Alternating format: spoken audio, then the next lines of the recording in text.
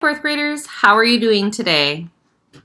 Today we are on day 2 of our mini lesson. Remember, this week our genre is persuasive letters. Today we're going to read a short persuasive letter titled My Plea Against School Uniforms, as you can see at the top. As you read with me today, I want us to be looking for some persuasive techniques that the writer uses to emphasize her position on the topic. So what we learned yesterday was that persuasive features normally have a specific audience in mind. Persuasive letters normally will use facts and also use supportive evidence. We'll be looking for the leader of the author of this story to take a strong position. We're also going to be looking for maybe some even powerful words and some possible solutions to how this problem can be solved. Would you please follow along with me as I read the story, My Plea Against School Uniforms? Dear parents and teachers, a battle has been raging at Martin Luther King Jr. Elementary School. According to a school survey, half of the students are in favor of wearing school uniforms and half are against uniforms. The people in favor of school uniforms say that wearing them will stop behavior problems. They say uniforms make everyone equal. They say we'll have more school spirit. They want us to feel like a football team.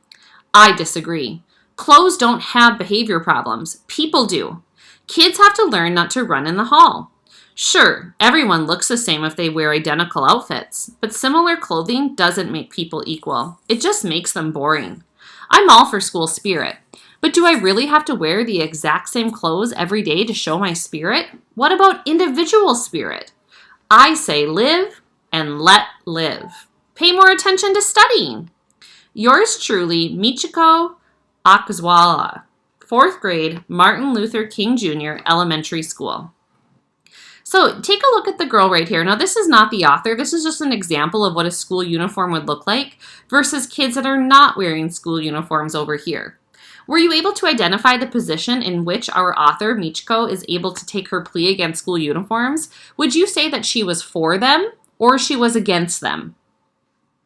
If you answered against them, that is correct. She definitely used some powerful words, especially when she started off right here. A battle has been raging at Martin Luther King Jr.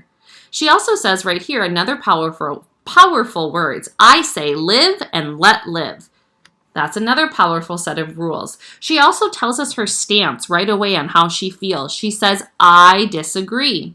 But in this case, I'm not sure if you noticed, but there were 2 different points. There was the perspective of people that are in favor of them, and then the perspective of her, the fact that she disagreed with them. So in this case, we had 2 points of view. They were both supported with some facts. We are going to compare and contrast these 2 letters. The one that we had read yesterday, titled Volunteer, and the letter that we read today, which was My Plea Against School Uniforms. Because I'm not able to type on top, when I submit this in Seesaw, you're going to see that volunteer is already filled out for you. Your job today will be go back in and to think about what was the problem and the effect, the argument, what solution does the author have, and the solution for the story.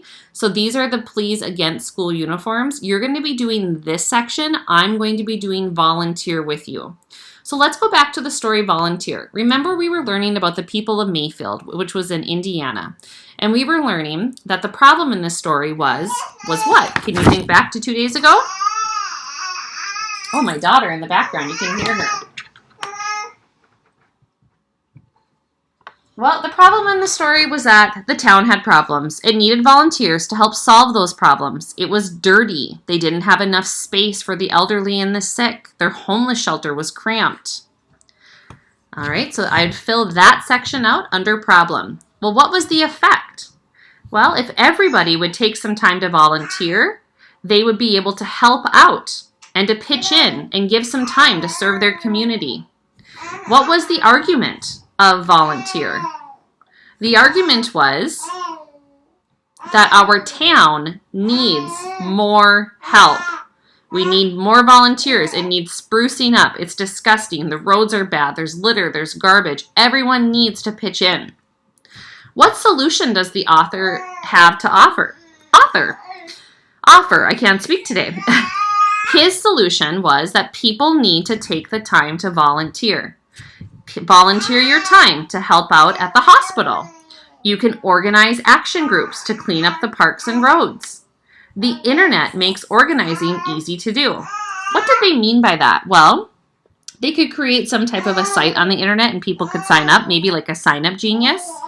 And then the answer was at the end, it says, what is our solution? Well, right here, if you volunteer, it's going to make you feel better about yourself and make everyone else feel better too. So I'm going to type those things in under volunteer.